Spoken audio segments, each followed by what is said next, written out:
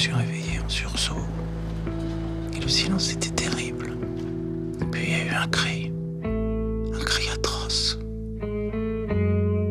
épouvantable, inhumain. En fait, à l'origine, il y a un fait divers. Et puis un roman ensuite, un roman français qui a été écrit et qui racontait assez précisément cette histoire.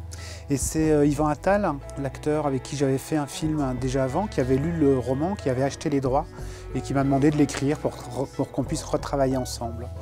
Et j'ai adapté le livre très librement parce que l'histoire se passait en 1964 aux États-Unis et que je n'avais pas envie de faire un film aux États-Unis en 1964.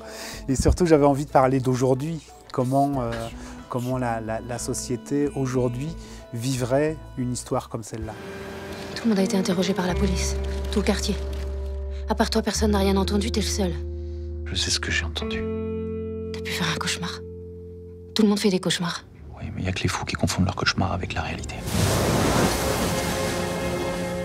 Je ne suis même pas sûr qu'il y ait un rachat. Je ne crois pas à la rédemption, et lui non plus. Et donc ce qui est fait, et on ne répare pas les choses. Enfin, dans ces cas-là, en tout cas, il n'y a pas de réparation possible. Il n'y a pas de pardon possible non plus, puisque la victime n'est plus là pour pardonner.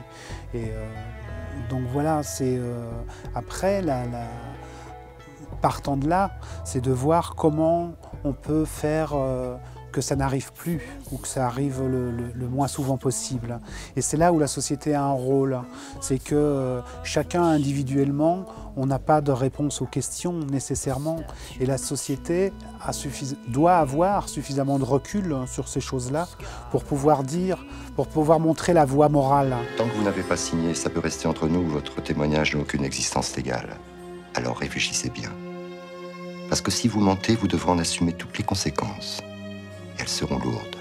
Vous maintenez votre déposition? Oui.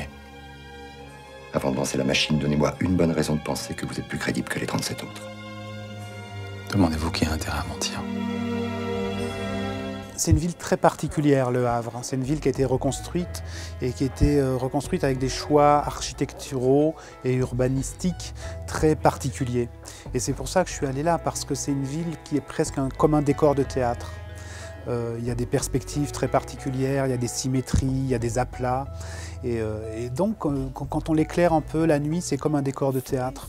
Et je voulais qu'il y ait cet effet-là de distance, de stylisation, pour que le spectateur soit en position de spectateur, justement, qu'il n'y ait pas de phénomène d'identification avec les personnages. Je voulais que les spectateurs soient témoins des témoins, plutôt qu'être témoins du crime. Et parce que ça leur permet justement de pouvoir réfléchir à la situation avec du recul. On réfléchit beaucoup mieux quand on est un peu éloigné de l'action. Aux échecs, on appelle ça l'avantage au spectateur. Je t'aime. Moi aussi. Un témoin qui se tait, c'est un salaud.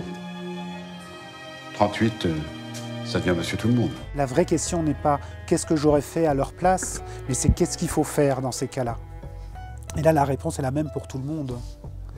Il faut faire quelque chose. Face a man in stone who once bore flesh and bone, a statue to the